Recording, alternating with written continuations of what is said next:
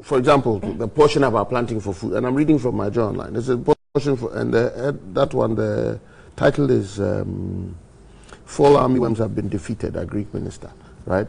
And then the portion he talks about how it's the fact that it's been killing the planting for food and jobs. He says, and they're quoting him, the impression that the armyworm is consuming planting for food and jobs is not correct. So he talks about it. He says, Dr. Akuto revealed that though 112,812 hectares were affected by the fall armyworm, only 14,430 hectares were destroyed.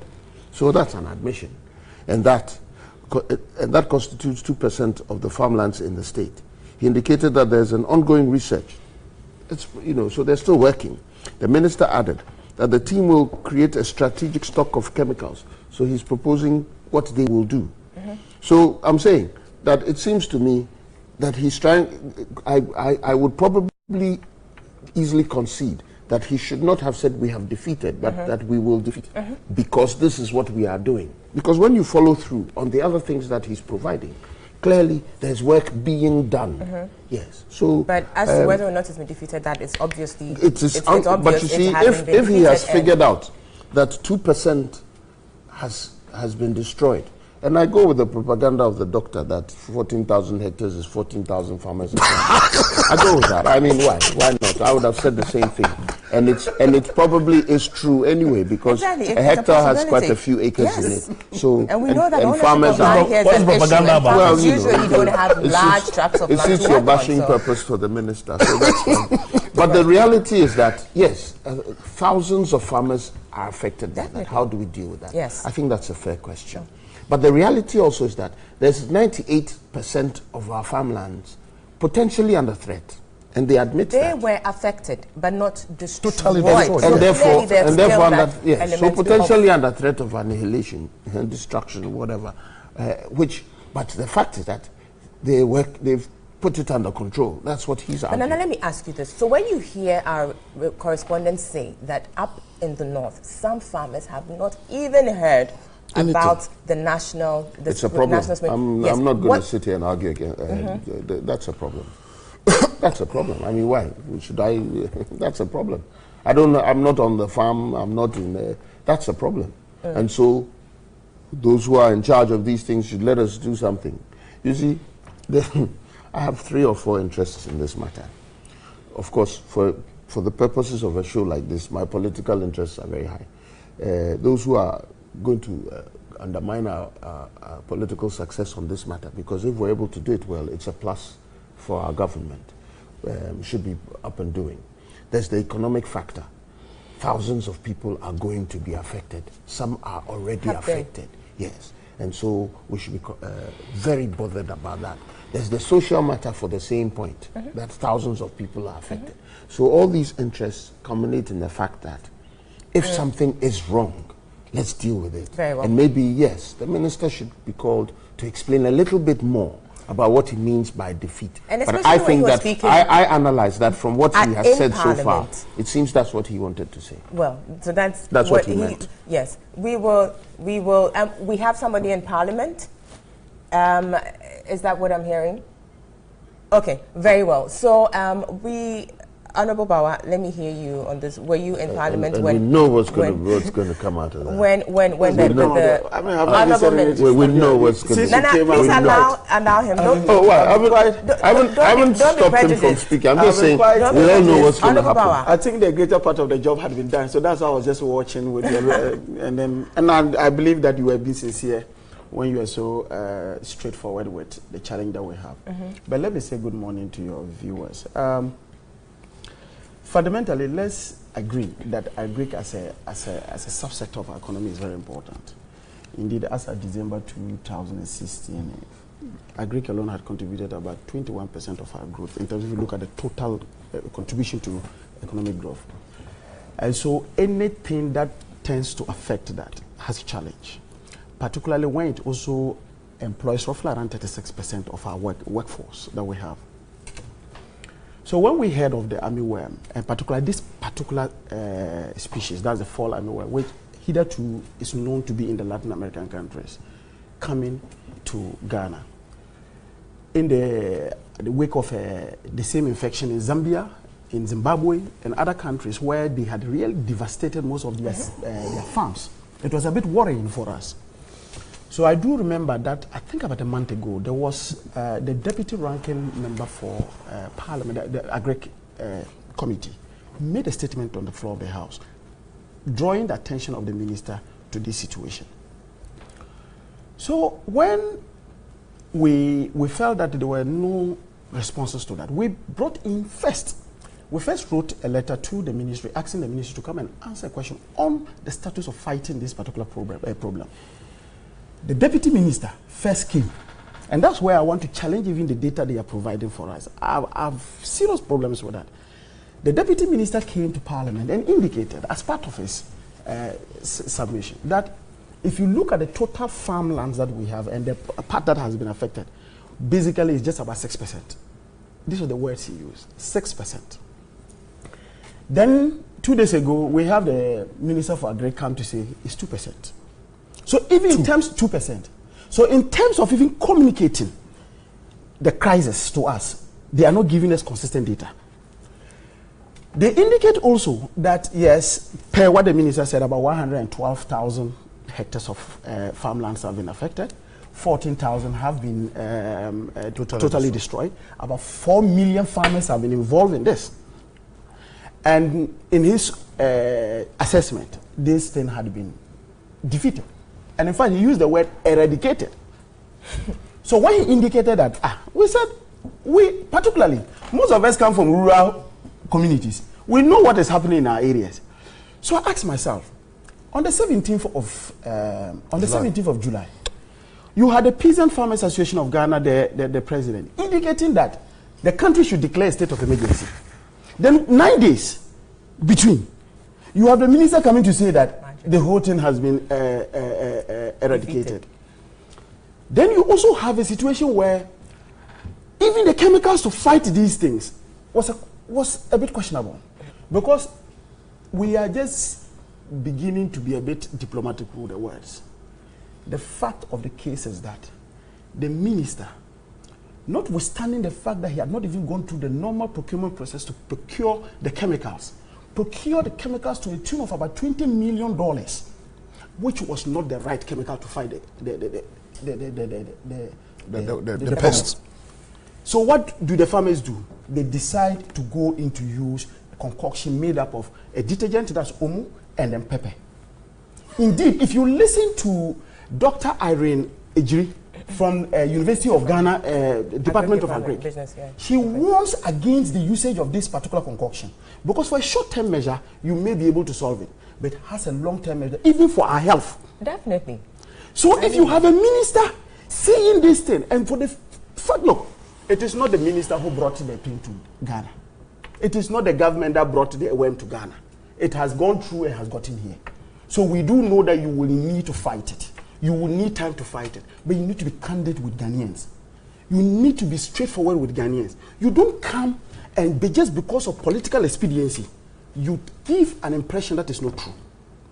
And for us, again, just as Nana was saying, if you look in terms of the economic significance of this, beyond the fact that this is supposed to contribute towards our economic growth, if you look at the fact that, one, the metals are not performing very well in terms of the international market, you see that there are shortfalls in revenues from the oil sector, then it tells you that if you also have the agri sector being hit, then even the target for government in itself is not going to be achievable. Yeah. So these are the concerns that we had. And we felt that, look, the great minister may have to come again. And I'm happy that at least today, I listened to your correspondent. She said she had just come back to Tamale in the night, yesterday in the night. So it meant that she was in the field. She had seen exactly what was happening. And you see, when you said, indicated that this thing can be compared to the biblical plague, it is true. You know why? The rate at which they go is very devastating. Indeed, what they do is that when they enter into a farm, they bring the farm to its knees and they move on bulk to the next farm. That's what they do. But you know even what's even more worrying? I am told that they are even more ferocious in the dry season. Yeah. And we've seen them at their in their elements in the rainy season. So you can only imagine when we get into the dry season. And that's very worrying for me. And indeed, it should be for all Ghanaians. So, I mean, yes, I think around this table, we do acknowledge that it hasn't been defeated, and we don't know exactly what the minister was trying to put across when he said that, but Nana has said that he thinks maybe he was trying to say something else. But obviously, we know what he said. Moving forward. The minister is that was not fair. articulate enough to tell us exactly what he means. He doesn't need Nana to, so see, to be... But you guys are not... Moving forward, what is it that we can do? Because it's a real problem. It's an alien species. We are struggling to find the appropriate pesticides to deal with it. You're looking at research and development, and that doesn't happen overnight. You need time for this to happen. What do we do? I think that for me, we must first admit that we have a crisis in our hands. Thank you. 2, we must, even if we have made some mistakes, let's own up to those, correct them, and go ahead to see how we can properly fight it. And last but not the least, from what I'm getting from the field, you say you are even directly involved in some of these, dealing with some of these farmers. They don't even know that this program is on board. Is it possible that, you see, for me, when there's a crisis, and as much as you implement the program, you also need to have, and I come from a background of communication, you need to have a communication plan to accompany this, to let the people who are affected know exactly what they need to do and how they can get help. You need to be able to do this. And government will need to release the necessary resources to be able to fight this. If we don't do this, look, you have people who spend about 3 months of, if you look at, particularly in the northern sector, you have the whole year, only 3 months that they are active, because the rainy season is just within that period. Their whole livelihood is dependent on that. From all indications, government has indicated that they are not, because these people do not take insurance for their farms. And so they will not be able to get that. The minister's own categorical statement on the floor of Parliament is that they are not going to compensate them. So it means that their livelihood is damaged for the next year, thereabout. And so government will also have to take a second look and see, for these 4 million farmers who have been affected, how do we intervene in their lives? Because they have families that they need to take care of. Right, sure. Thanks for that. And Mr. Jackson, yes. You wanted to make an intervention earlier on. Are you okay, or you still want to make... I just wanted to point out that let's be careful about this 2% figure we are bandying around. What he said was that only 2% have been totally destroyed. That can't be the standard for infection, that we need to have the farm completely and totally destroyed before we start saying this. That's not what he said. That's exactly what he said. That's what he said. He didn't say that because they're therefore there we can say we're defeated. He says Dr. Akuto revealed that though 112,812 hectares were affected by the fall armyworm, only 14,000 were destroyed, and that constitutes 2% of the farmlands of the state. Now, how do you now deduce that? Therefore, he's saying that. Now, be careful. First of all, even if 2% is 14,000, then 114% is definitely over 10% of our farmlands are already infected. Yeah. We're talking about close to 15% and growing. And we've already declared mission accomplished. When we don't know what is happening in some of the rural areas, when there's a reason to believe that the chemical that has been imported, forget whether it was imported the right way or not. That's not what is really, it's not the right kind of chemical. And there are regional, you see, the thing is this, there are regional events going on to work on this armyworm. The most recent one was held in Burkina. So what are we doing? Are we importing the learnings from the South America, from East Africa, where it did horrendous damage? Are we importing that? Are we sharing experiences? What are we doing? If all we are doing is to declare that mission accomplished, we are in deep trouble. Right. Abraham, Now, see, yes, but come on. I think everybody's getting here by too. I'll come back to you. Came late. I think Did you hear what she said? Yes. Last week they did it to me. I didn't say anything. Nana, you can go ahead. I don't think Nana has a lot Yes, to Doc, say. carry on. in any case, I I think our viewers need to understand that, look, it is not the excitement of anybody here that we are in this problem. Are you sure? No, I mean, why should you be excited? And when I hear figures of 2%, 14,000, look, the reality on the ground is that this country is not even food sufficient. Thank you. That's the fact. As a country, when we are at our peak, we are not able to feed ourselves. Right. So when you have 2% of farmlands being destroyed, it is worrying. So when I hear the minister say only, then it becomes a little bit problematic. The issue is this. Since this thing started, there have been efforts to deal with it. But as it stands now, it doesn't look as if we are getting there's any progress that is being made. And that is where it becomes a little bit worrying for most of us. And when you hear the posture, you hear the utterances, the posture, and even what is going on relative to what is the minister's statements and stuff like that, then some of us tend to wonder, is this gentleman really up to the task in dealing with this issue? Because 20 million worth of chemicals that were being purchased, wrong chemicals, today there are most farmers who do not even know what is going on in terms of what distribution of what chemicals.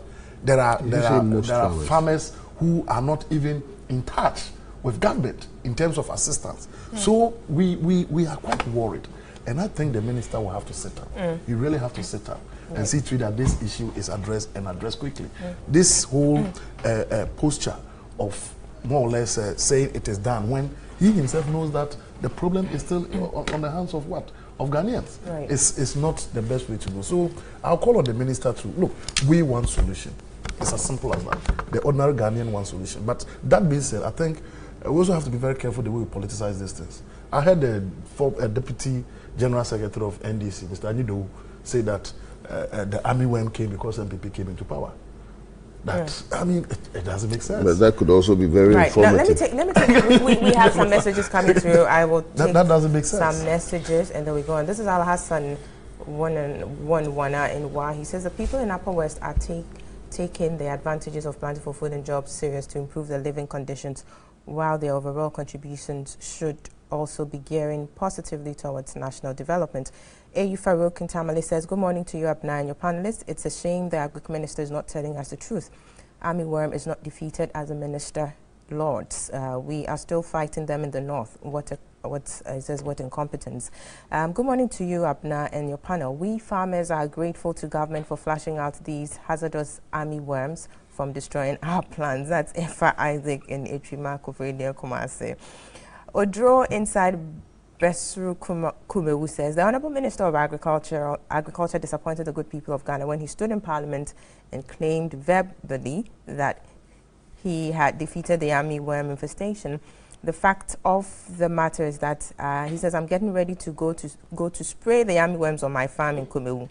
And so what is he talking about? He bought and brought to this country $20 million worth of pesticide, but these pesticides can't kill the worms. And so what is he talking about? He should be honest and sincere to himself and the entire country. Let me take this last one.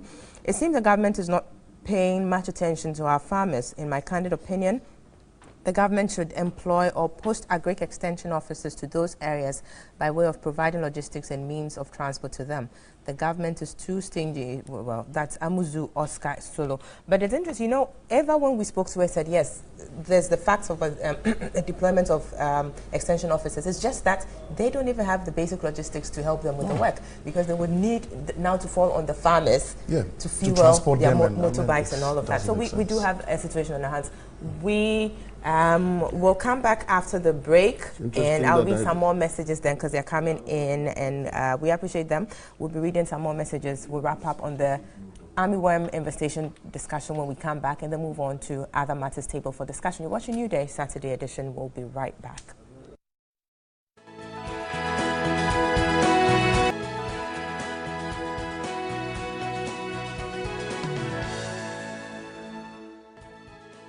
Welcome back. This is New Day, Saturday edition. We're live on TV3, also on 3FM 92.7, and on the internet at 3news.com, and on our Facebook page, TV3 Ghana. I'll take some messages and then I'll go back to the panel to wrap up on the armyworm infestation conversation.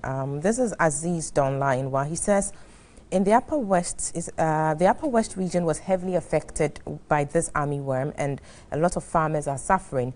Government should come clear with a solution to combat this situation and stop the misinformation. Abner, despite the infestation of the armyworms, we are told that there's also a serious problem with how to store the foodstuff after the bumper harvest. Our focus should be on storage facility as well. And that is Blueprint in Esekado Ketan. Abukari Yaya says, I'm a commercial farmer in Tamale. I want to assure you that my 65 acres of maize farm is completely destroyed. So when we hear the Agric Minister say they have defeated the worms, it's not true. He's not being fair to Ghanaians. Abdul Muming says, good morning, Abna. The fall armyworm is not defeated at all. The minister is not being truthful to the farmers, especially we in the north. Thousands of acres have been destroyed, and so when I heard the minister say the infestation had been defeated, I was so amazed. He says, I am a farmer in Gushegu. Good morning, Abner and your panelists. The war against the armyworm has not been won yet. Farmers do not have access to the insecticides. Farmers are directed to go to the market to buy chemicals for themselves.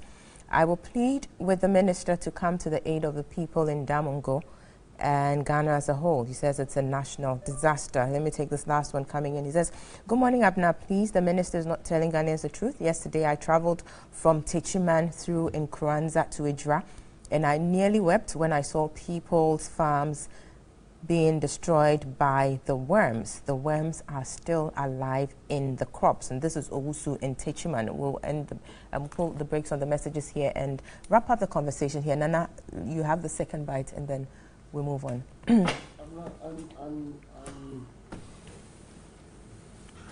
I believe that we should deal with truth and facts.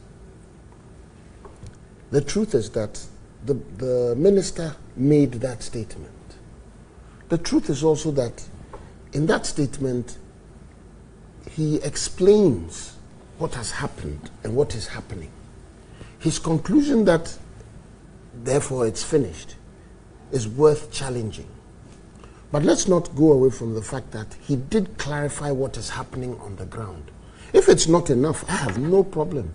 Why? I want to be eating good kinky next year when there's corn. I want my banku and all that stuff. And I think everybody else does. We need corn to feed our poultry and a whole host of things. So we cannot want to cover things that, because he said, no, we're not going to cover that. If there needs to be probing into it some more, I think that's fine.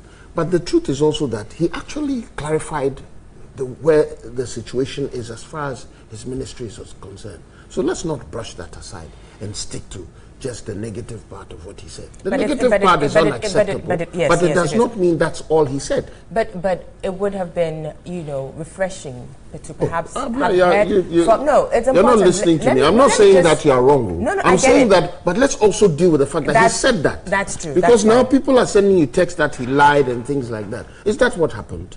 But given that he said that it's been defeated. It's because you picked that. No, but people listen. I'm not saying he did it. That's why you are here to also say the other side of it. Which other side? The other side is he said no. What you're trying to tell me is that if he tells the truth, you won't listen. No. The truth is that's what I'm saying. I'm saying that he also said those other things. That's fine. I have no problem with us attacking him on what he did that is wrong. Based on what they heard. And I think they're entitled. I'm saying people have come to their own conclusions based on what they heard. And I think they're entitled to that. Well, if you want to reinforce where you stand, that's fine. But I'm saying that the truth is also that he highlighted what his ministry is doing. But if what is doing, what are the results of what has been done? They slowed it down. The text that came, some people didn't say that. But you see, so there's the reality that. But that's fine. Let's move on. No, but since we are talking about the truth, but Nana, it is also you don't have to have another bite. Let him finish and then you come in. Yes. No, but you don't have to have another bite. Finish for me and then we go on. What I said, what I'm saying is this. Honorable, I'll come back. You see, what I'm saying is that it is clearly things are being done. If it's not enough, why? I'm not going to sit here and watch Joe's business go down. No. And I don't think that's what the government wants. I don't think anybody wants that, at least not as far as their livelihoods are concerned, and the rest of us who must eat.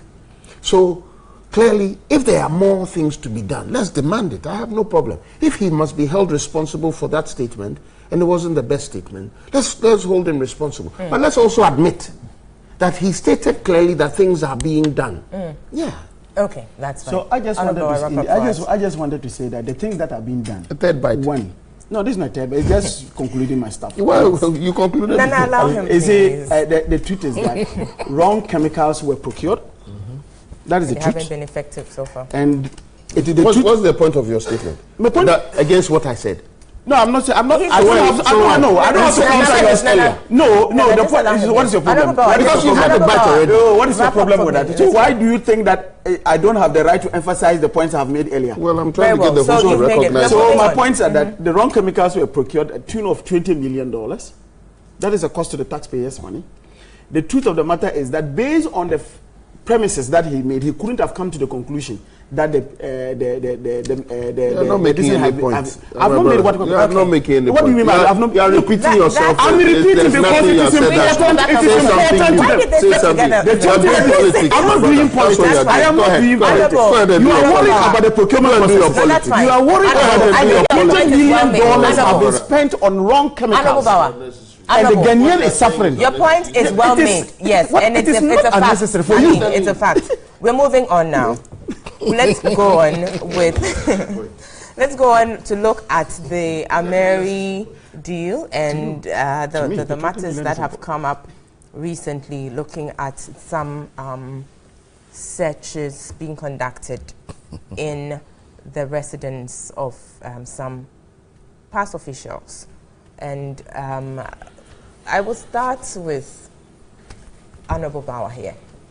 Start us off and let us understand exactly what the agitation from the minority in respect of these searches is exactly. Because the police, CID, was acting on the authority of a search warrant issued by a court of competent jurisdiction. So what exactly is the problem? So just for clarity, are we discussing within the context of just the Ameri?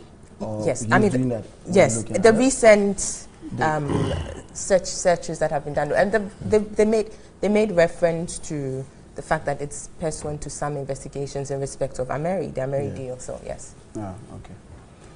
Okay. Generally, I say that anybody is subject to the laws of Ghana. If you conduct yourself in a way that is at variance with the laws of Ghana, obviously, state institutions that are responsible for enforcing those laws will need to come after you, because you definitely will need to answer for those things. However, in doing these things, there are certain rules that have been put in place. That, for example, if a policeman were to arrest me today, maybe with a suspicion that maybe I have stolen a phone, the first thing is to establish that. Let the court take a decision on it. And if there are some punitive actions, it will be meted out to me. In the same way, for members of parliament, by virtue of the type of job they do, there are certain regulations that govern how they are handled when they are accused of either criminal activities or even civil issues. There are procedures that are done. And mostly when Parliament is in session, and it is said very clearly, anything that inhibits the work of the parliamentarian is something that is not accepted. And therefore, to do that, you will always have to come through the Speaker of Parliament. So for example, let's assume that And which you're talking about certain frameworks that which exactly? That's what I'm just going to make. Yes, so if we could have that specifically. For example, today, as I sit here, I am due to go to Koforidua for a committee meeting on mines and energy. If I get up and I'm on my way to Koforidua, because the committee's work is an extension of Parliament. So if I'm on my way to Koforidua, and maybe TV3 there was a suspicion that maybe I stole a phone here, you can't arrest me. Wow. You can't, because I'm going for a parliamentary activity.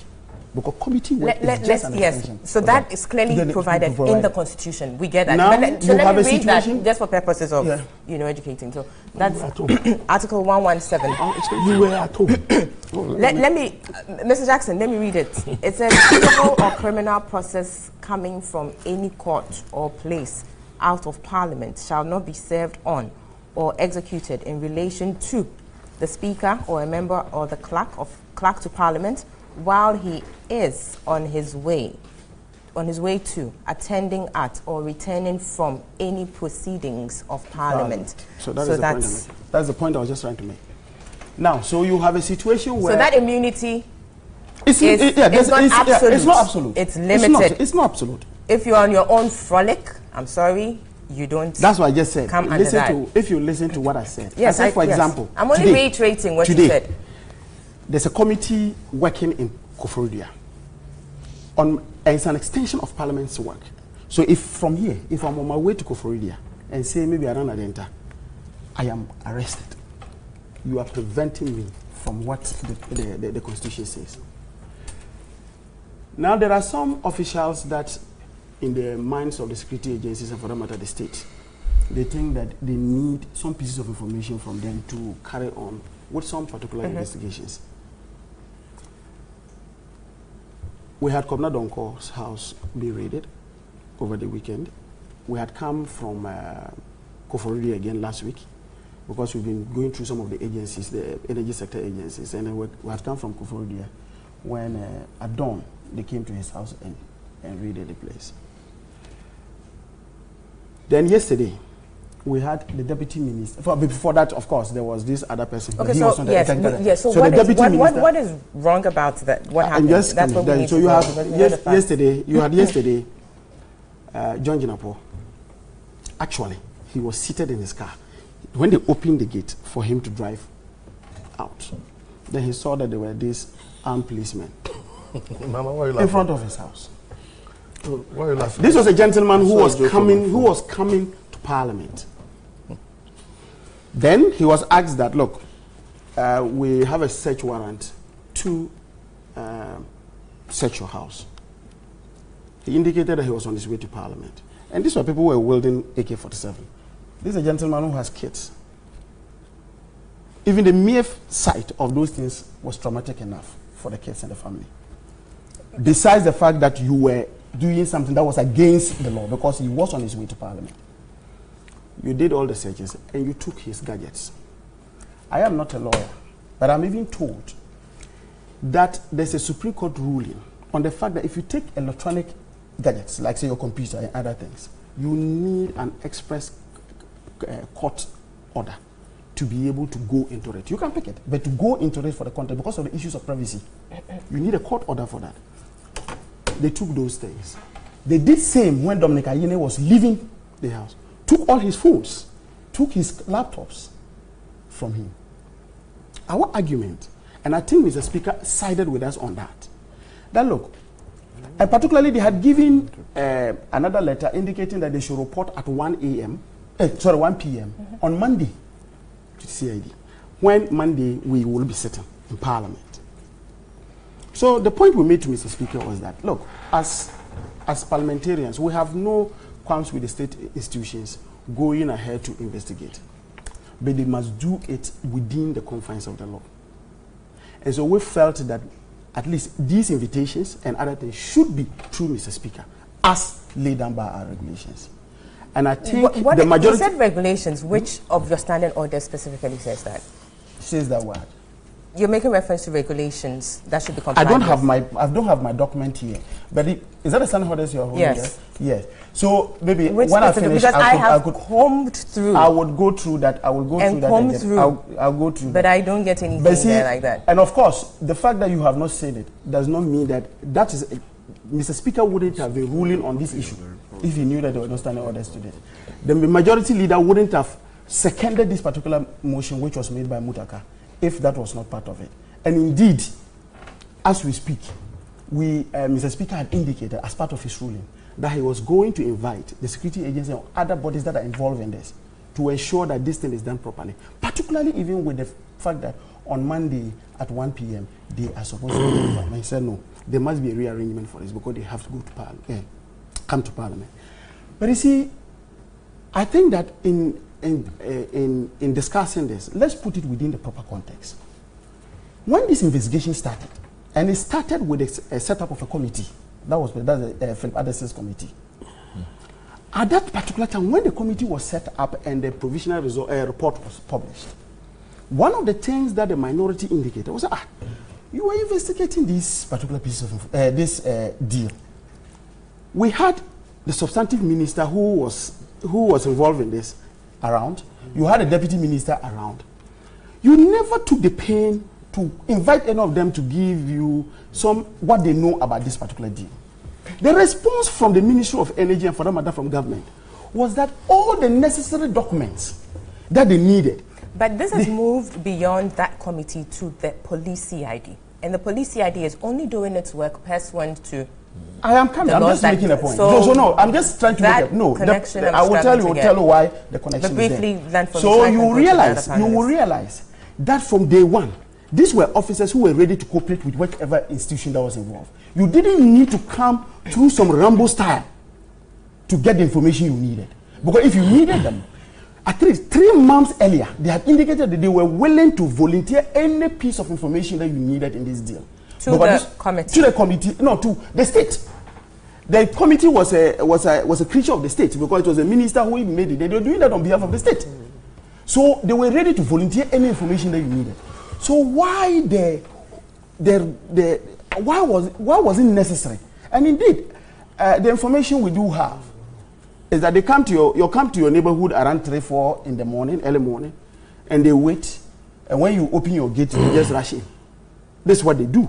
So, question: Are you saying that unless they have reason, as in they've asked you for information, you're not giving them, that's when a search warrant can be executed? I didn't say that. I just said that these were people who were ready to give you a piece of information. If you felt that maybe in the course of trying to cooperate with you, they were not forthcoming with this piece of information, therefore you needed to take them. And they talk about the element of surprise. I know from January. And if you want to talk about an element of surprise, why would you, for example, go for Kobna Donko over the weekend? Then I know that the way Boboba. Who talks about element of surprise? No, one of the things that is the national security minister is talking about is that, look, in all this there must be an element of surprise for you. And I'm saying that you went for the minister one day, the following day you went for the technical director. If I'm a smart guy, I will know that in third day you may be coming for me. So why would you come and traumatize my family? You call it trauma, but they are pursuing something that is clearly within the ambit of the law. They can execute a search warrant. You're saying, let me go to Mr. Jackson. Your perspective on this. The police CID working, they have a search warrant, they're executing it, and we have this response coming up. Let me wrap up what I've heard so far. They had a search warrant. It was a legitimate search warrant, yeah. But we are members of parliament, so treat us nicely. Big deal. Big deal. This is a country that keeps hearing that we were taking to the cleaners for 150 million. And that one of the ways in which we can get out of the 150 million is to show that some people took that money fraudulently. If in the course of establishing that, they break a few eggs Forgive me. I'm not going to go up in tears. As much as I admit that our institutions should be respected and Parliament should be respected, forgive me, we sit here and we say we want our money back. That there are not enough people. If they either we do want our money back, but it should be. I mean, whatever it is you're doing should be exactly. But you see, if they had gone in without a warrant, if they had gone in doing illegal things, then I would be the first person to say you cannot use an illegality to fix something. But they got a warrant. They came in. So our complaint is that don't come in at 5. Go to the Parliament and allow me to come when Parliament closes. Okay, we've heard our honourable parliamentarians. But hey, if we break a few eggs, you want to make an omelette, some eggs got to be broken. Right. And you see, what let me tell you, from those of us who sit outside, we have a perception that there have been some corrupt acts. This is one, and it's alleged. Yeah, because I wish we could discuss even that. Just because it's alleged, and all we know is that there's this perception, and this is one of the banner deals that is put up, supposedly ironclad, hard to break, for which we are losing money, even if we decide. You know, it's a very interesting kind of discussion for us to say, if you pursue this matter, we will lose money because we will enter into judgment debt. Allow us to investigate. Allow us to determine whether people fraudulently or took money in the deal. And if they are innocent, fine. But this issue right now, it seems like a big hula baloo is being made over an investigation, and not even because it was being done illegally, but because certain niceties were not observed. Forgive me, but I'm not interested in niceties. Right, now, we want our money back. I'm not going to talk about that. Especially if it was fraudulent. I just hope that, you see, he's thrown out certain things. Allegations that a deal that was smelly, a deal that was... Money has come. Yes. Both civil society and...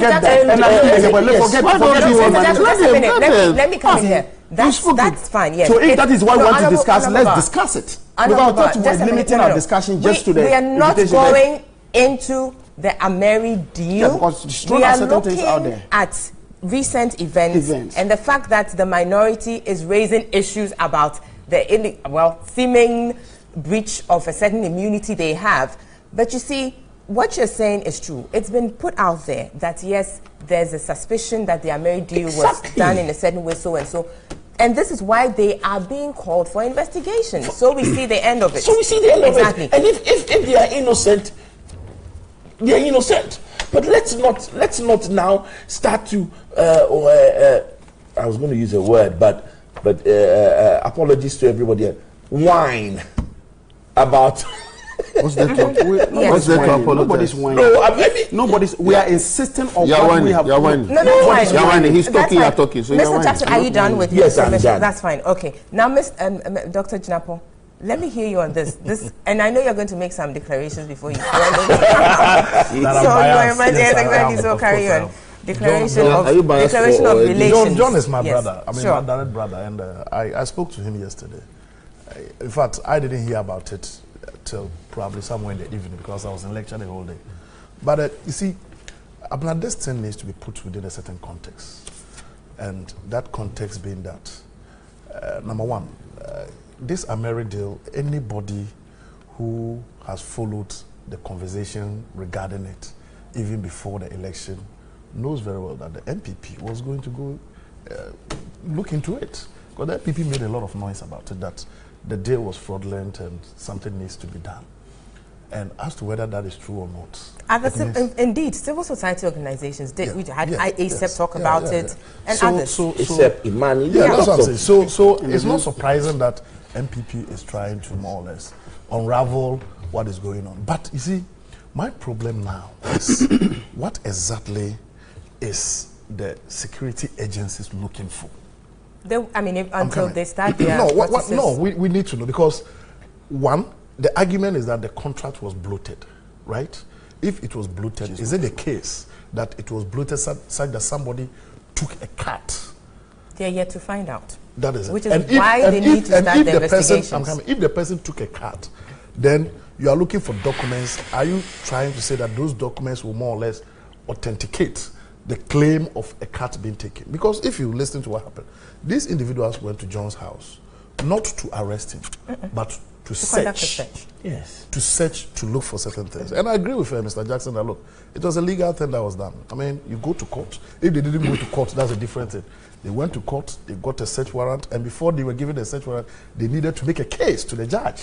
And the judge agreed that, look, the argument that we are making is what? Is genuine, so go for it. But my problem is that I still do not know exactly what they are looking for. And even before then, before you go in to do a search of this nature, before you go in to do a search of this nature, you should be very sure that, look, the search that we are going to do is going to yield some results. And I would disagree. Yeah, but no, let me finish. Okay, if you are going to do a search, for instance, I steal a phone here, and within 2-3 days, right, you come to search me and you are coming to search my packets, you may not get it. The reason why I'm saying this is that there have been incidents. I mean, this is not the first time there has been a search that has been done. There was a search on Mr. Donko. There was a search on Mr. Ayene. And there are searches on so many individuals. Have we gotten any results? Have we gotten any information that more or less? So I think... but you don't expect national security or the police to come and inform tell you that they've got information already. They are conducting investigations before, if they have any charges to level against them, they would. The individuals who were searched, in this case, we have 3 people, John, Dr. Ayene, and Dr. Donko. All of them, they were there and they said that nothing was taken. You understand what I'm saying? Nothing was taken. But what I'm trying to say is that, look, at the end of the day, the ordinary Ghanaian, including me, who one way or the other felt very bad about what happened to John, we want the truth to be what? To be unraveled. Exactly. That's the truth. If anybody has done anything wrong, that person needs to be brought to book. But I think it needs to be done in the proper way. Sure. It needs to be done in the proper way. And you think something was done that wasn't proper? Well, what I'm saying is, let's start from it. We are talking of Ameri. John, in the first place, was not even deputy minister for petroleum. He was in charge of power. You understand? He was a deputy minister for what? For power. And even when, what did they call it? When Mr. Donko was asked to step aside, he was still dealing with power. And if you look at the ministry, he works there. If you look at the ministry, we have 2 deputy ministers. We have power, we have, what do they call it? Petroleum. You understand what I'm saying? So this deal that we are talking about, the minister who is in charge of that whole thing, who is Mr. Donko. First of all, even when they went there to do any search, they didn't get anything. So you're saying... So the point that I'm trying to make is that these things need to be done, but they need to be done in a way that will produce positive results. Okay. Because from the way these things are done, it looks as if nothing good is coming out of this raid and all those things that we are talking about. There could be a more proper scientific way of what? Getting the information that is needed. Because, Abana, if, as Bawa said, if Komna Donko home was raided 2 weeks ago, and you are, quote and unquote, a deputy minister, an MP, and even you have any information that will incriminate you for 2 weeks, and you are keeping that information in your room, no reasonable person will do that. You get my point? No reasonable person will do that. So I think the approach needs to be looked at again. And I mean, there's no, there shouldn't be any case where anybody should sit somewhere and try more or less to put a block in coming out with any kind of investigation that will bring out the truth. I'm for the truth. Sure. If anybody has done anything, you raise an interesting point here about the approach to it. Yes. But the approach is different, is quite distinct from what they can do or cannot do under the law. And I think the minority is raising issue about what they did I have not under the search warrant, which is raising issues. In fact, look, as for the law, I don't think the police faulted the law in any way. There's no qualms about it. But I believe that this approach which is being used, the approach of going to search people in their homes early in the morning, is not a scientific way of getting information.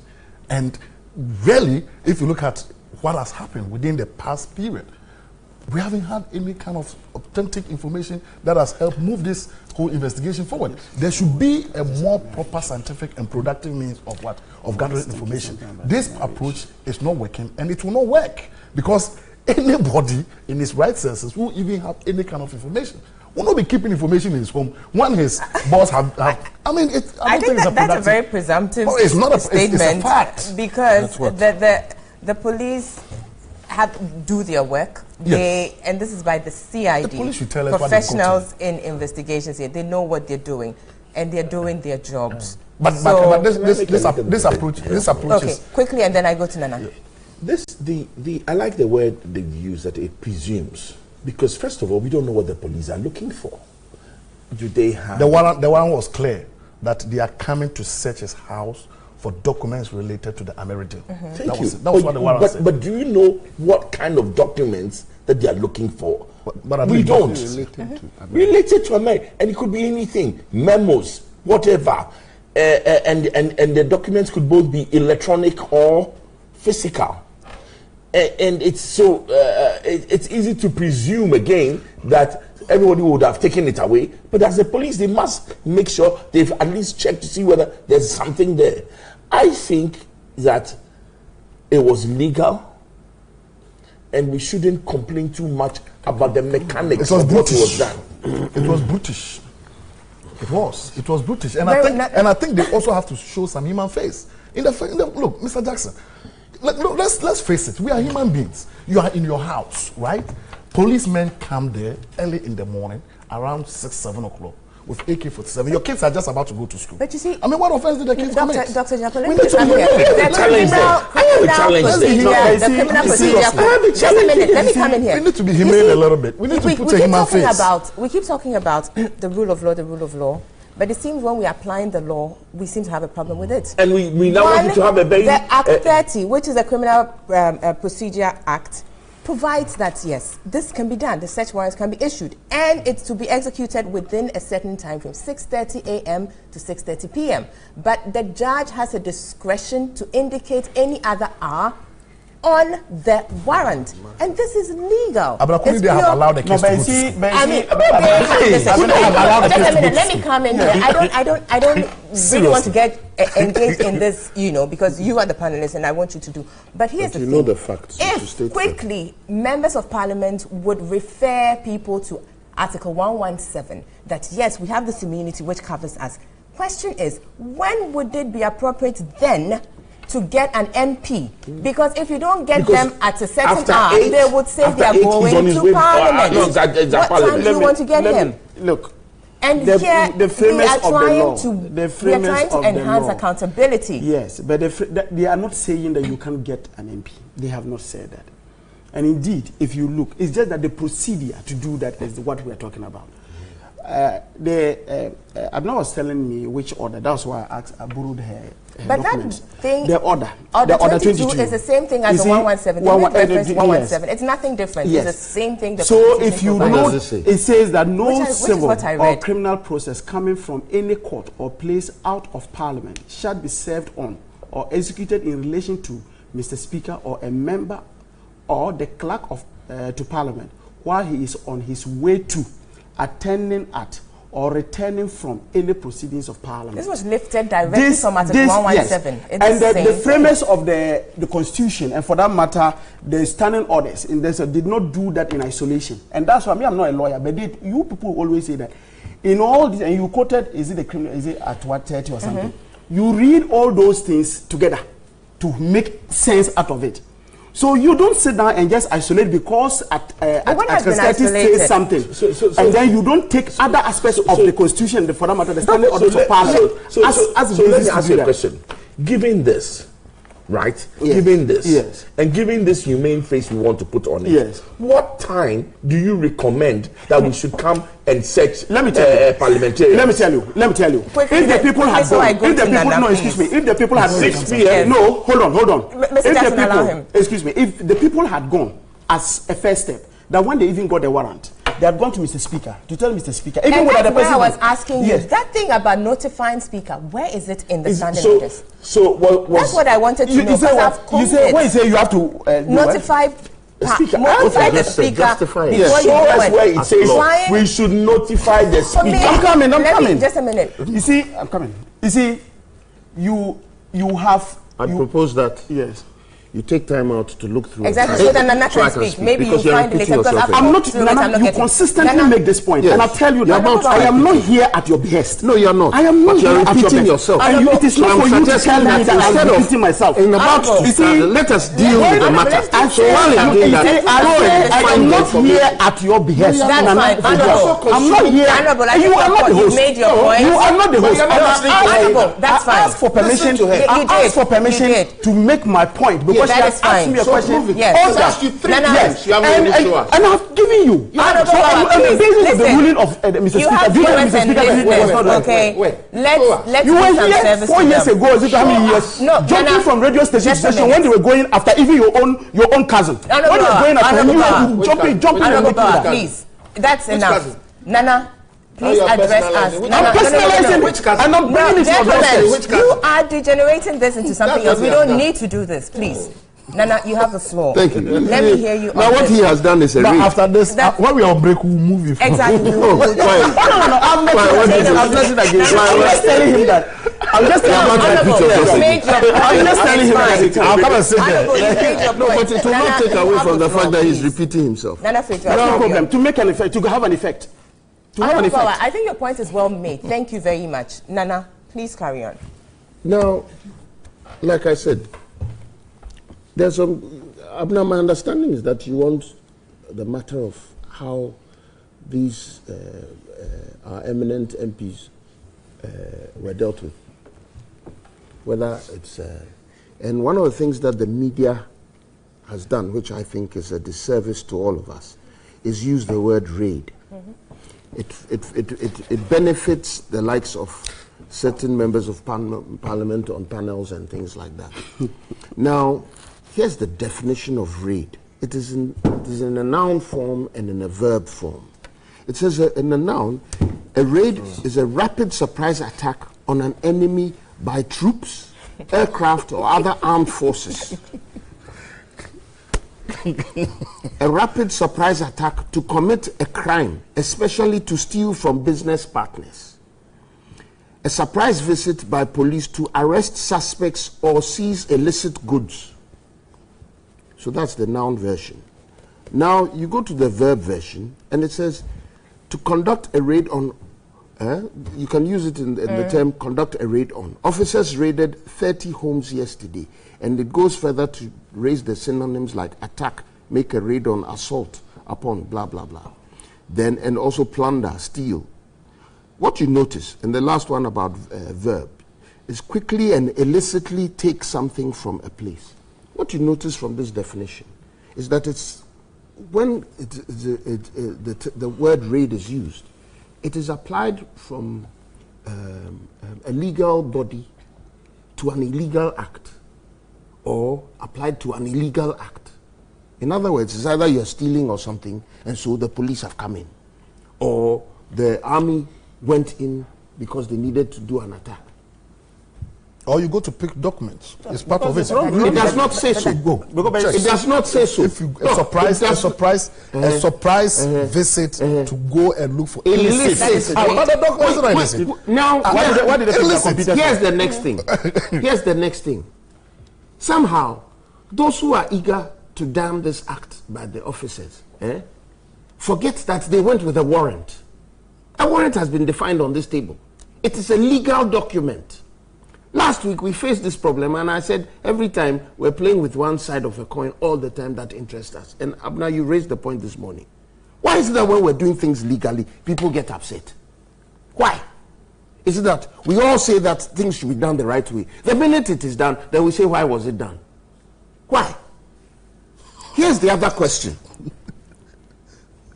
If we stick with what has not been proven, that one we can't even stick with it. The matter of the speaker must authorize investigation. That one hasn't been proven. If we go with this 22 or the other one you read from the Constitution, where in there, I think the question was raised earlier, where in there does it state that this particular time is the best time to do that? And from your submission about the technical definition of what a warrant is allowed to do and blah, blah, from the Criminal Act and all that, 630 to 630. And then you take the fact that an MP who goes to work, technically like around everybody's time, 8. At what time would you go and do the search? And knowing that there's a surprise element factor, because we are looking for information that can be erased, removed, hidden, blah, blah, blah. Now I come to Abner. Abner, give me permission to talk to Mr. Jackson. And then Abner called, Mr. Jackson, Nana will come and see you. If Mr. Jackson has something, what will happen? Why? In as much as they are honorable members of parliament, it does not mean that they cannot be suspected of certain things.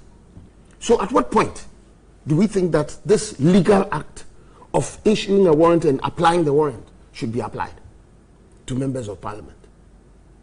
Now, when it comes to children, there's nothing on earth that will justify traumatizing them. So that one, I think that when our people are moving in, they should be careful. I know what it is like when you're a child and guns are brought into your home. I know what it is like. It is not proper. It is not, you cannot in any form, shape, justify that. So that one, I'm with Dr. Jinapo on that point. And somehow, the officers must be made to be sensitive about that. When you have a legal document, please be sensitive about these things. And that's the human face that I believe Dr. Jinapo is talking about. And when it comes to children, I have no mercy for anybody who does things against children. Even when the child has been naughty. It is not your place to be violent and all that. It is not. There are factors that lead a child to do what they do. And it's up to you, the adult, to fix that. You don't hold the child responsible. So for me, that aspect of things I agree with. But those adults, and interestingly, the two of them I know very, very, very well. Out of the 3 people who were sought after, 2 I know very. So if I try and pretend as if I don't know them, and sometimes your personal relations affect how you decide on matters. Those adults were people who played a role in a deal that has turned out to be a sour deal for this state from the perspective of those who have sought to investigate it. They question things about the kind of money spent. Why was it spent compared to other deals? They ask questions about tax payments. Why are certain people, there was no due diligence done on the company, and yet the company has sought in its contract to allow for certain people not to be taxed. And yet they benefit from $8.5 million or $9 million every month.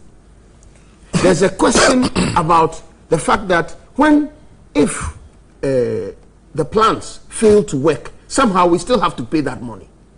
And when there's a penalty on Ameri, that penalty is meaningless compared to the $8.5 or $9 million. All those questions need to be answered. The way to answer them is to investigate. Here's one of the interesting things about this whole event. The people were not arrested. The people who were sought after were not arrested. In fact, they were not looking for them. They were looking for information that they had. So they got that, whatever it is that they need to go and look through to find out. So let's stick to the reality is that there is an issue on the table about the prudence, the decision, the choice of Ameri and all that. There are serious issues about that. When you look at the summary of the report from the Addison Committee, they are talking about potentially fraudulent acts. Potentially. Now, if there is a potential, should we not investigate to see whether it can be not potential but actual? Do we not have that right? Please, let us stop being two-faced about what is legal and what is not. Let us be truthful to ourselves. Why? It cannot be saying, but it is also true that what is law and must apply for the benefit of all of Ghana must apply. So when my very, very, very good friend, John Jinapo, is visited in the morning, and his children get affected. I am not happy. No, I'm not. I don't want. I wouldn't wish that on myself, and I know John won't wish it on me. I don't like that. But when John has information, we must access it. So we need to play that. We condemn the part where, if it is true that children were, and I doubt that doctor would lie. So that part we must condemn it.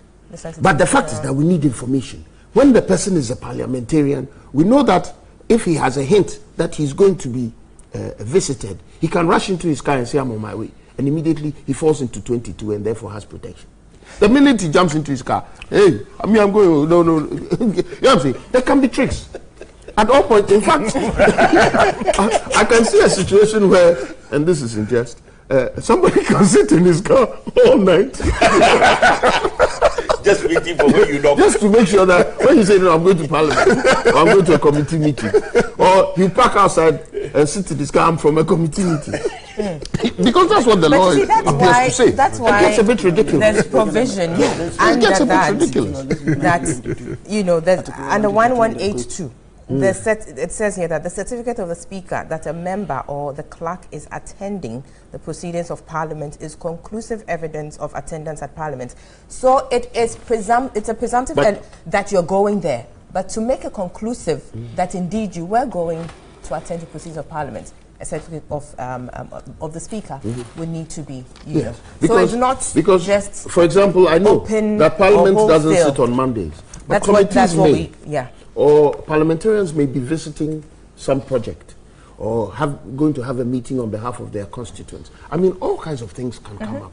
So you cannot dispute. In fact, on this particular matter, I think years ago, there was something happened. And the question was, so at what point is a parliamentarian not working? So from the minute that Parliament is sitting till it rises, they are working. In fact, even when they are not sitting, they are doing work, because when they go to their constituents and go and sit with them and tell them what's happening in Parliament or no, I wonder how many of them do that, but some of them do.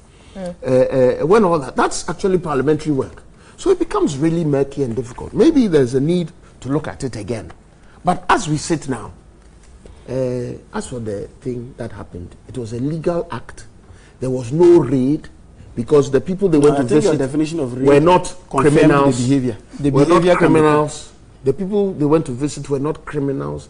They hadn't stolen anything. What they're looking for is a legal. These are all acts that they need to verify and all that. So please, my take on that. You remember? I think somewhere in 2009, when the NDC came into power, there were a couple of some of these visits. And people were not happy about it. And I can say that within that period, not even a single MPP person was put in cells. The point that I'm trying to make here is, look, this country needs to be purged of corruption. There's no doubt about it. If this country wants to move forward, there are two fundamental things that needs to be looked at: discipline and corruption. If we are able to purge ourselves of corruption, I think this country will move very far. And any attempt by government or any state agency that aims at what? Purging us of corruption, I welcome it. I welcome it. But I think we need to do it in a scientific, productive way. That is the argument that I'm making. Scientific, productive way. I mean, this thing that we are talking about, look, we are human beings. You gave an example of if Bawa is supposed to be picked up, Bawa is told, the speaker is being told that, look, Bawa is going to be visited. So the speaker calls Bawa, Bawa hides everything. The people who went there, are they not human beings? They work in an organization. Maybe somebody too could have what? From that same organization, call and say that, look, these people are coming. I think we need to be scientific. We have instances where information are sought from people through even oral examination. Wayome is a typical example. But you cannot assume that these officers don't have that capacity. I agree. They use one of many methods. So don't pretend. You see, we're talking about professionals who are trained here. Yes. So let's not talk as if they didn't do what they are supposed to do. Let's rather deal with. You see, they were supposed to do something. So if the issue is about the children, for example, I don't have a problem. But when you start saying they should do things scientifically and things, it's as if they did things irresponsibly. What they did, from my perspective, was irresponsible in the sense that they went searching garage, searching children's. I mean, what was that? They ransacked the whole place. What do you think a search is for? They want to ransack the whole place. Let him land. To the extent that they even seize the guy's phones. I mean, what is this? Who does that? The guy was seriously under hostage. That's what they did. Oh, no, I think Please, how do you do that? To seize somebody's phone? No, seize. That's what happened. So, no, that's what happened. Dr. Jinapo, So you're saying I think that the what seizure Nana of the has said today, phones. what Nana has said today, what Nana has said today, Please allow you. what Nana has said today, that there's no problem when you have a court order, and with that, and you are an MP, and then with a recourse to Mr. Speaker, they can just come to your house. And I'll not use your words, search your house, because you don't want to use the word raid, even though by your definition, the activity was raid. But let's even assume that it wasn't. Are any of those Please allow. The point is that, the point I'm just making, is that yes. that is your position today. I say, are they criminals? You suspect fraud, and that's what you said. Are they criminals? Excuse me. You suspect fraud. You suspect fraud because of you cited the Addison Committee's yeah. the Addison Committee's report, yeah, and said that they were suspecting fraud. It is on the heels of that they are now going into investigate. Yeah, does that make them crime? When police people raid maybe places of what they call it, does that make them drug criminal? dealers and other things. It is only they take the evidence and finally on the basis of the trial, then they know that they are criminals or they are not criminals. Exactly. So in the same way, but is that not the raid? But you just realized that one, you said criminals. Very well. I will take some messages here. Are they criminals? Gentlemen, no, I don't know. You should be telling us. You should be telling us. Nana and Honorable, I think you've had enough. Let me take some messages from viewers and listeners at this point. Please. I know, it's just too loud. This is Arims and Kumasi. He says, good morning to you all. Abna, why does the minority want to pretend that there's a witch hunt being carried on or against them? And imagine what Honorable John Jinapo said yesterday. That's very unfortunate, knowing very well that the police had a search warrant. The minority in Parliament's reaction to the CID's raid on the residence of the former Power Minister, Dr. Kwabena Donkor, and his deputy, is a slap in the face of the value of NDC. That's Alhaji Puni Inwa. This one says it's unthinkable and does not make sense for the police, who know the rights and privileges of MPs, to behave in this manner. The people concerned must sue the police and the government. This amounts to witch hunting. We should be careful in this country when people are hounded because there's a change of government. That's Kwesi Hayford in Alajo. He says, we are not in a military regime where guns are used to harass citizens in the name of looking for Ameri documents. This is shameful, and this is coming from, he says, Father Alaji Haruna in Shaiman. This one is saying, this is Kumi, says, so from discussions of Honorable Bar, etc., means the judge wasn't justified to give them the warrant. Why should the police tell you what strategies they have to unravel the corruption? Let's not belittle our institutions. This one says, when will Ghana learn from this act of raiding people's homes for so-called evidence? I think the act was uncalled for. It is only reasonable if someone of this high caliber would place such information at his home, knowing the fact that he is under investigation. The police and the BNI should have known better. That's Dawn from Dansoman. I will take this other one coming in, is touching on the Agric Minister. It says, the Agric Minister has insulted the integrity of our farmers and has also lied to all Ghanaians. It is clear that he has no solutions to the problem and must therefore resign. Another one still on the Agric Minister, saying, Agric Minister is taking Ghanaians for a ride. He should even come to Keita and see the ravaging armyworms. I feel he says what? One of the mistakes the president must tackle urgently. And last one says, we need to put up plans as a country to help agriculture to thrive. I think we'll be taking a break soon, but when we come back, we will conclude on this Ameri discussion. There is an article put out by Citizen Vigilante, Mr. Martin Amidu, which is quite instructive in this regard, citing a number of reasons for his position that the police did nothing unlawful in searching Honorable Dr. Kwabena Donkor's residence. We'll take a look at that when we come back from this short break. We'll see you shortly.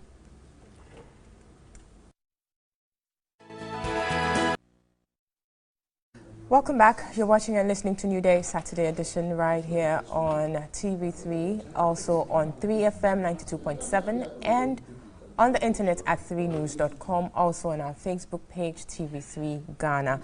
Just before the break, we were looking at the Ameri deal and the matters that have come up recently involving the searches on the premises or the residence of some officials of the NDC government, and we will be wrapping up on that and then move on to some other topic lined up for discussion. I'll go to Mr. Jackson for your wrapping up words on this issue here. The back and forth is ongoing. Well, for me, I made reference to Martin Amidu's thing. I'll read a brief portion of it, but carry on with okay. For me, it's very simple. Nothing illegal has been done. We've all very, very interested in getting to the bottom of this Ameri deal, especially some fraudulent acts involved. So please. Some alleged fraudulent acts. Yes. Say yes, and I think that's. No, why shouldn't I be careful?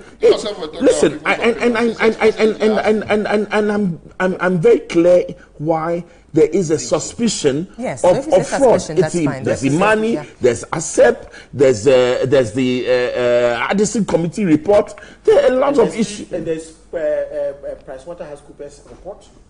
So you need to add I think the compromise is to modify or qualify it, not because to there's say, that report too. So there's a suspected, there's a perception. There's a perception, and I think it'll be fine. And we are happy to see that perception investigated, so that we can state categorically that listen, maybe we got a bad deal, but it wasn't because somebody was fraudulent.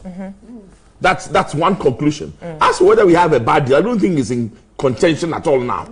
I'm not too sure you are right Why on do that. you have to respond to him? No. No, he says it's not in contention. I'm contending that. Okay, good. So that's what, yes, but whether it was a bad deal because somebody was corrupt, or it was a bad deal because, well, the numbers are not good. The numbers are not good, and any business, any organization can negotiate a bad deal without necessarily being corrupt. But I welcome the investigation. Very well. Okay. So we will just move on. I think you've had, Nana, you've had your bites. Honorable Bauer has had. No, just when Mr. Bauer has a bite, I'll bite. I mean, the point I just want the man is in opposition. What you do?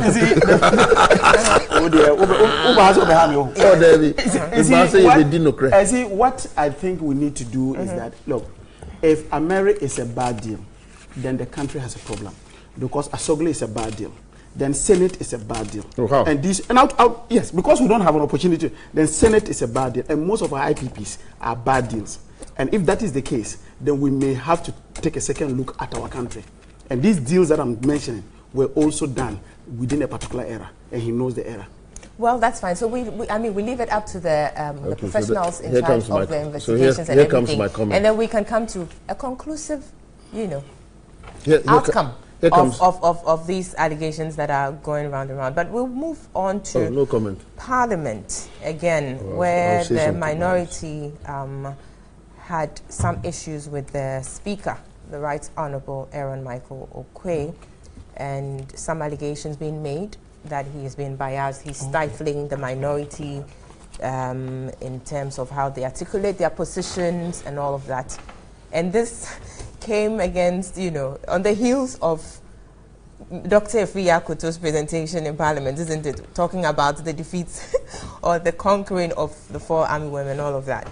So the minorities complain that the Speaker is not giving them enough room to ask questions and, effectively constraining them in the performance of their oversight responsibilities. There is, Honourable, you are the one in Parliament. There's a procedure in terms of how questions are taken on the floor of Parliament. Just educate us. What is it? What exactly is it? And how many questions, if indeed there are numbers as to the number of questions the front bench There's could somebody ask. seriously intimidating me with some low voice. Let's carry on. Pretend you can't hear him. Now let me give you the loud voice. I didn't hear you. Honourable Bauer, please. We're about to get a biased opinion on this. Otherwise, sorry. Well, yes. Honourable, let's see. Usually, if a member of Parliament feels strongly about an issue, national issue, you can raise a question, and normally you write it through Mr. Speaker to the sector minister to come and answer. So usually when the person comes, you answer. Then the person who asks the question has a follow-up, 3 questions to ask if he has no clarity in the answer that you have given. After that, the floor is open for members to also ask questions, but it must be relevant to the topic that the person is dealing with. So usually, Mr. Speaker gives opportunity to both sides to talk. Then they come to what we call leadership.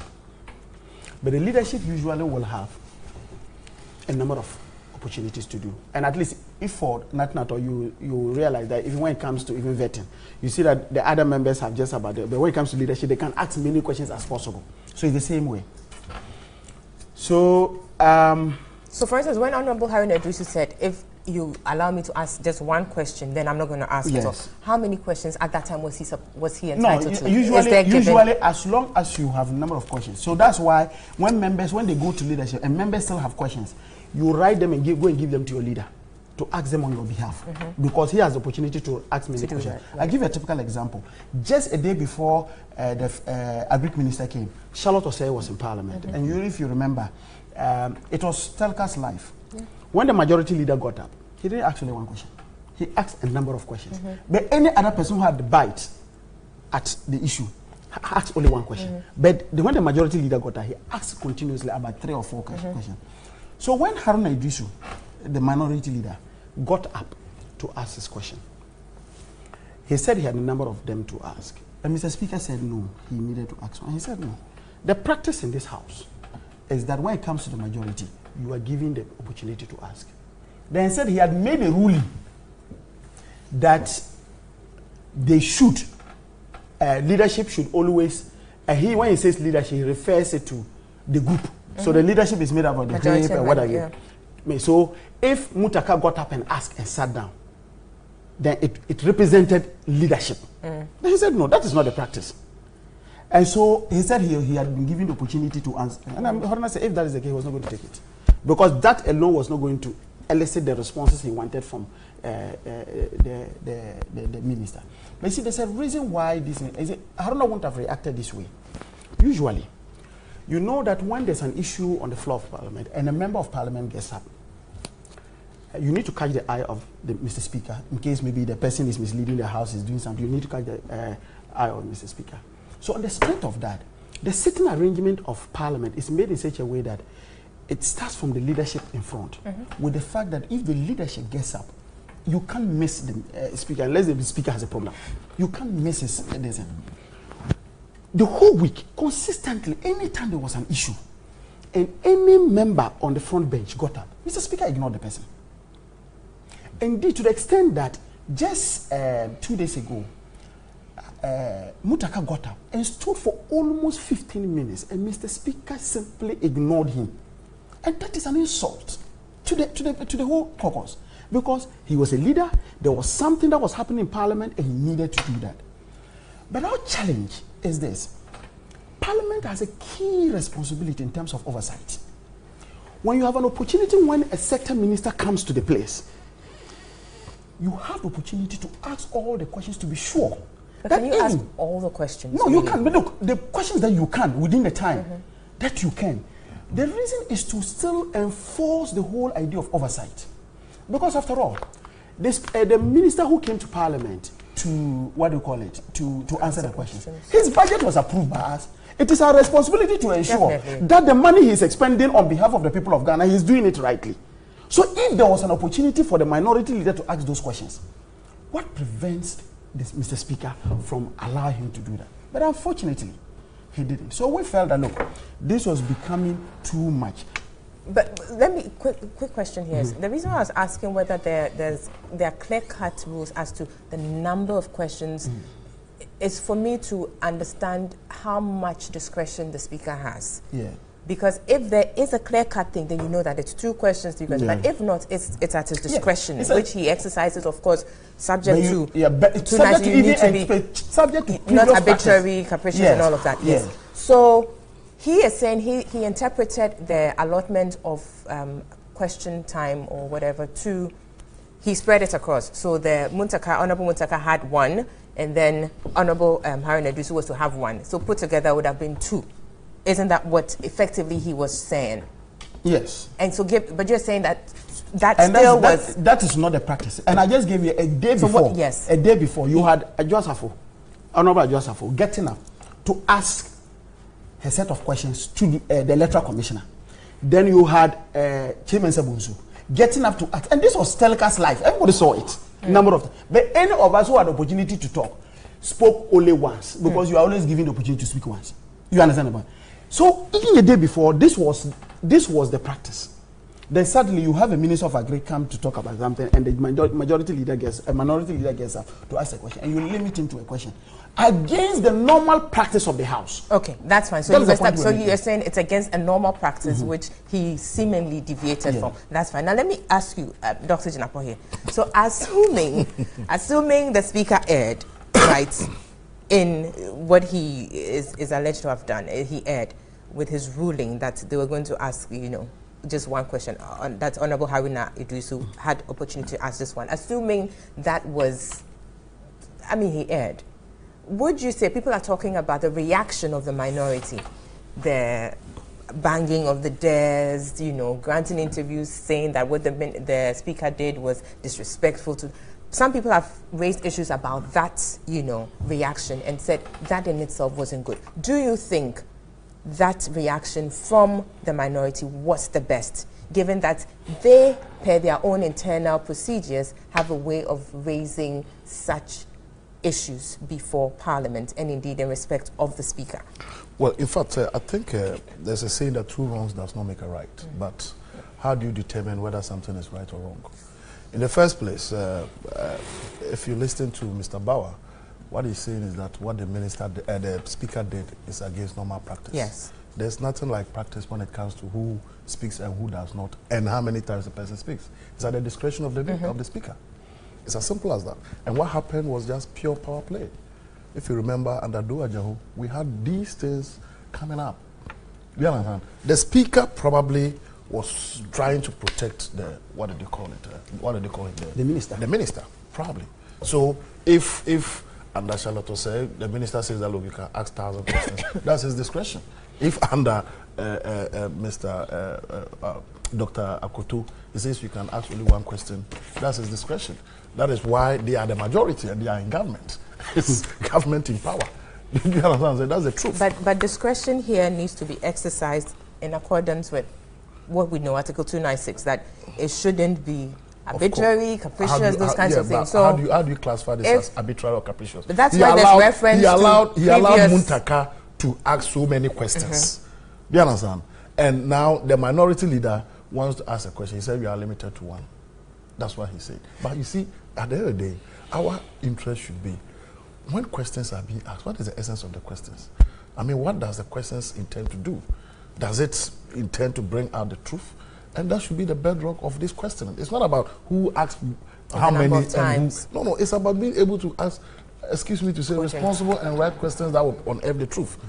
Look, I think this is just a storm in the teacup. It's not going to go anywhere. And I understand minorities say they want to impeach Parliament. I don't know the process of impeachment. We didn't say that. That's what the TV said. So the fact that the minority threatened to impeach Speaker of Parliament, that's the headline. I don't know whether they are capable of. That's not. Yeah, okay. Yes. But in any case, look, we as Ghanaians want to have a healthy Parliament. Yes. We want to have a healthy Parliament, and we want to have an opposition that is on its toes and that is constructive, that will keep government in check. That's what we are looking for. But the opposition will also have to understand that, look, this game of politics is a tussle. The Speaker of Parliament is a Speaker, even though for Ghana's Parliament, but he was nominated and appointed by the majority. So you definitely done. But he was elected by the whole Parliament. But he was nominated. But why didn't he nominate Bagbe? Bagman has been there longer than him. He has been there so let's see how these things can be ironed out amicably and such that it will inure to the benefit of the state and we as a whole. But in all what we do, especially for parliamentarians, they need to know that, look, there are people who are supposed to be emulated. They are role models. So their actions and inactions must be one that is worthy of emulation. And You have to be mindful of the positions that they occupy. Great. You know, in our discussion before, we were talking about a member of parliament like Bawa sitting here. If he steals my phone, he can't be arrested. But if somebody accused me of insulting, I can be arrested. Well, so to whom much is given, much is what? Expected, exactly. Yes. That's fine. Okay. So, it's just. No, I agree with you. Yeah. I agree with you. I agree with you. So I think I'll conclude on that. Right. So Nana. Yes, ma'am. The speaker has been alleged or accused to be acting in a biased manner, and this example is being cited. What happened in Parliament this week in respect of, the questioning time for the Agri Minister? Let me hear you. Yeah. I haven't gotten the full picture of what the charge is, but listening and reading a little bit, I lean towards what Dr. Jinapor just said. It's politics as usual. We should expect that. I have no problem with the minority fighting for what they believe is their right. I think it's proper. In fact, I think that it adds to our awareness. We wouldn't be analyzing the responsibilities of the speaker now so that the public gets to understand what the speaker does and what is expected. And even parliamentarians, what's expected of them in these types of things. So they're all lessons, and sometimes these things have a value. I think it has a value. I have no problem with the fact that they want to hold the speaker to ransom of some sort, because they are really a minority, literally a minority. 105 or 6 you have seats. to emphasize that. Yes. Go on. 105 or 6 seats as against 60 something or 50 something. You know what I'm saying? So you can see that they need to find ways and means to assert themselves in order to get their points across. This is the politics of the majority. That's the kind of political system we have. It's the politics of the majority. So you need to do things. If you recall, in the past parliament, and in quite a few of the previous parliaments, sometimes the tactic has been to actually walk out based on a decision by a speaker or based on a bill on the table or something. All kinds of tactics have been applied. Why would we think that this is exceptional? And so I don't have a problem with that. I think that they should fight for what they believe is theirs. It adds to our democracy. The reasons they attach to their actions should be reasons we can verify and sometimes even side with them. If there's a situation where, I've watched proceedings and sometimes, I sometimes actually lean towards the minority on some of the choices that they want to make with regard to the speaker, on some issues. I can't recall readily, but I know this year I felt that way in a particular instance. I was like, oh, this one, the Speaker should have tried small. But that's part of it.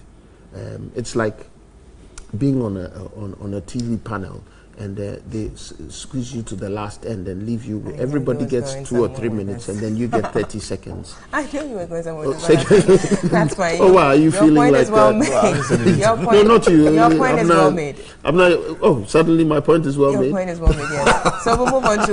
We need to talk about the Electoral Commission in fighting. So I'm going to. I see all ladies' bones are shaking right suddenly. I need to move on. I pretend I didn't hear that. I move on to Mr. Jackson on this. Yes. Luckily, my comments are not that lengthy. It's. Oh, what's that? The truth of the matter is this. First of all, it's a bit sad that this whole had to come up, and then threats of impeachment, etc. It's sad. The speakers and the leadership should have been able to resolve this issue without. There's nothing to resolve, really. They should just keep going at each other. But the truth of the matter is that on this case, I believe that there's a reason why there's a minority to hold the government accountable. Any suggestion that the minority is being restrained from achieving that objective is reprehensible. So if the minority feels that it's not being allowed to question enough, it is something that I think the speaker should sit down with them and resolve and evolve a set of fair practices that they can all live with.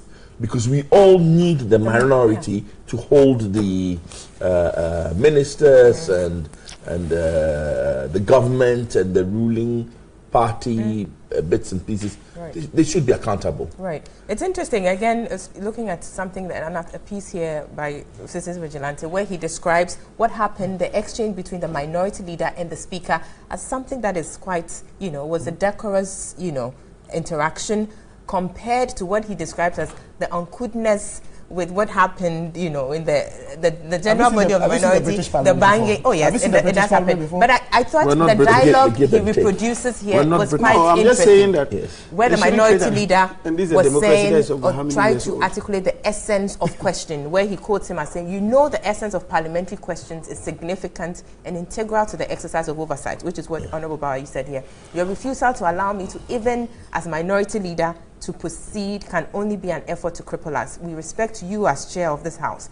We have a responsibility as leaders to support you in maintaining order in this house. So therein he acknowledges that the need to work together and all. And then the speaker also responds and says, I have consistently made it clear to both sides of the house, majority and minority, that no one will be allowed a double bite, as I said on many occasions to both the minority and majority. In all honesty, you all know that. He says, let me make it clear that this argument was unnecessary and that in future, what is going to happen is no leader shall have double bite at the chamber. So that was the interaction or the engagement that happened. And it's quite interesting to see this back and forth. But if the speaker is saying he had made it known to them and that is what is supposed to be happening, then I find the lack of a double bite. Yes. I just said and that's what the day before, something when happened. Charlotte Osei was in Parliament, you had a majority leader, and it was live on television. Everybody saw that. And my argument is this. I find a restriction that the minority, especially the leader, cannot have a follow-up question. I find it's that a bit, it's too stiff. So that's what, so perhaps the rules need to be made, somewhat clearer. I actually think that that's, and Parliament is supposed to be reviewing the standing orders and all that. I'm looking forward to a more liberal system where the parliamentarians should not overly depend on their leaders in order to take up a stand on issues. Yeah, I mean, if the Honorable what's your constituency again? Bongo. You went and took Bongo. That Bongo seat was my birthday. Anyway, we need to take if he has a break something at to this say, point. he should be able to say. We'll come back. When we come back, we'll be looking at the infighting that is ongoing at the Electoral Commission and what the implications are for our democracy. We will be right back. You're watching NewsDay Saturday edition. That's another good friend of mine.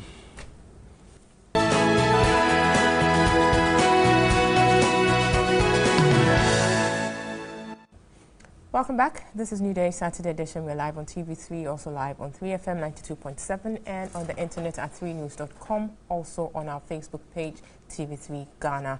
We will be wrapping up on the Parliament or the minority threatening to start impeachment processes against the Speaker of Parliament, and then we'll move on quickly to the EC situation. We don't have much time, so we'll do it really fast. But let me take some messages coming through. This one is Mashoud in Tamil. He says the minority in Parliament should stop their hypocrisy. Former Speaker under the NDC, Joe Ajaho, did he says worse things in Parliament, and who called for his impeachment. They should be okay, I'm not going to say that.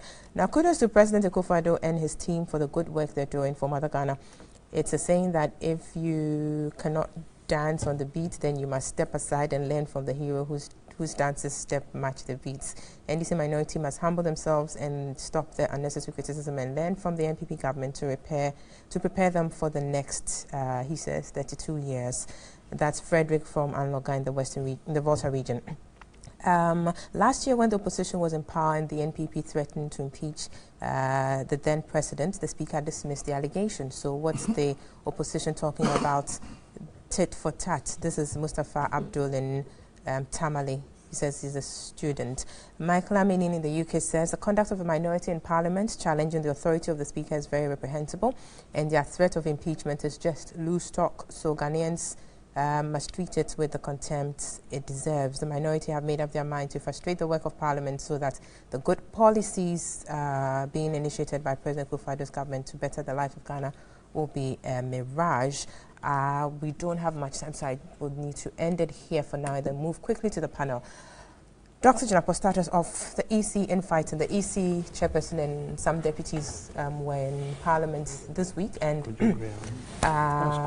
perhaps for the first time the public got a glimpse of what's, the tensions in there between the EC chairperson and the deputies and all of that. But what stood out categorically for most people was the fact that at some point the EC chairperson said she was speaking for herself on a particular issue, raising questions about how, certain and that the commission's work is being carried out. Currently, there's this matter, the petition before the CJ and all, so we are not going to go into that. But the concern here is, yes, that process is there, but moving on, how do we deal with the EC, given that the EC still remains and will continue to be a very important entity in the democratic dispensation that we have?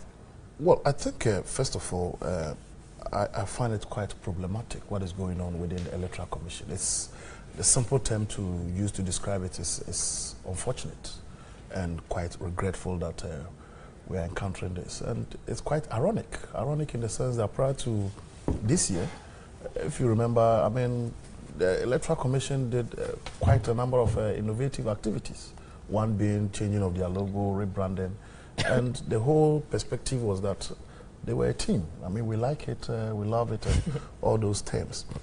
But I think that my understanding... There's actually a 5-year development plan there. Yes, my understanding is there's a process that have been initiated regarding certain alleged corrupt practices, and the president has more or less referred the case to the Chief Justice to make a determination if there's a prima facie case for an investigation to be conducted. I hope and pray that the process is fast-tracked such that finality will be brought to that issue. However, I'm a little bit cynical when it comes to the three people being able to work together again. Because if you look at the utterances that have been made, and even as you made reference to what happened in Parliament, those people don't talk to each other. That's what it is. In a camp palace, they say, "Oh my yaka," they don't talk to each other. So they don't talk to each other. How do you work together? Very well. It's very unfortunate. I need to move on, given the time. Yes, Mr. Jackson, how do we move on? The level of bitterness that is, he says they don't talk to each other. That's that they are each other's throats. They hate each other. They hate each other. They'll do anything. Strong words. And remember that some of the allegations they put forward are terrible, and a sad commentary on the whole commission. If you ask me, they've just brought the commission into disrepute. All of them by the accusations and counter accusations. The sad thing, though, is this: all this started off when the chair herself made some issue about welfare funds that got missing or were not used. That was the Yoko investigation. Yeah, that was the Yoko investigation. But what has happened since then? These guys are ready to kill each other. That's the truth of the matter. Right. They brought the institution into disrepute. Whatever happens, at some point we have to look at all the commissioners and take a decision as, can we carry on? Right. Now, some civil society organizations, IDEG, CFI, others have called for the stepping aside of these, the chairperson. And I'm saying this without prejudice to the CJ processes. Clearly, I need to state that without prejudice to it whatsoever. But moving forward, there's the district assembly elections just around the corner, 2018. The commission needs to be together as a coherent unit to be able to deliver on that. And you do know that we've had challenges with our district assembly elections. There's been times when we've had to actually reschedule and all of that. So how do we deal with this situation? What do you make of the calls for the stepping aside? I don't know whether that's the position I'd take. I'd rather encourage that the system works fast enough so that we sort out these details. And if out of that they have to step aside, then it's step aside completely, not go and come back. So they need to figure it out. I think there are two things I take out of what's going on. The first is that there's a clear air of anti-corruption in the system. Everybody who feels that things have been going wrong, or people generally are developing an attitude towards, I can speak, I'll fight it. And so we begin to see this, where some petitioners are interested in correcting wrongs. The chair of the EC is interested in correcting wrongs. The deputies are interested in correcting wrongs. Everything.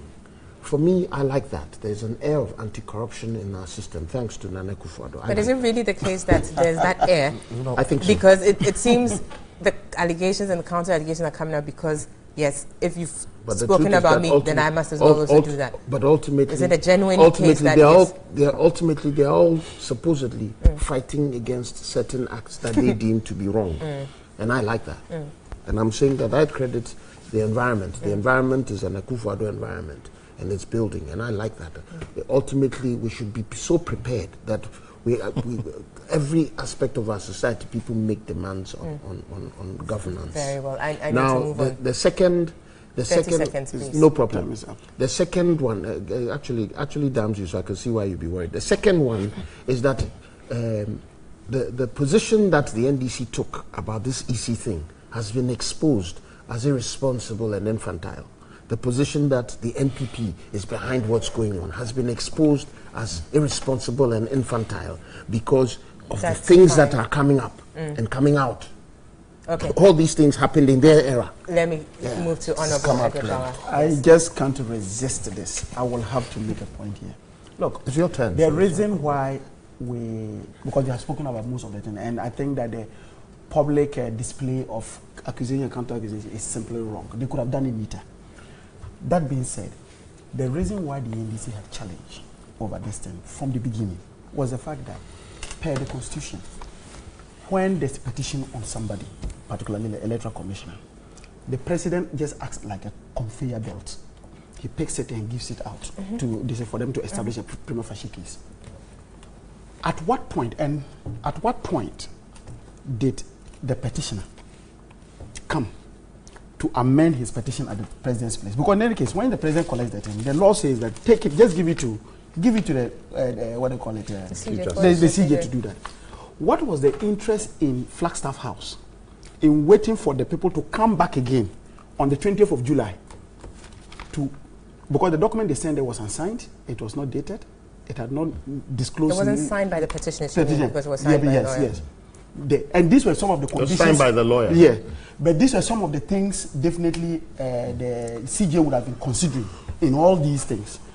What interest did Flagstaff House have in keeping the 20th of July for them to come and amend that? That's the first thing. Secondly, per the law, they indicate very clearly that the document, until it is proven, the prima facie case is made, it is treated confidentially.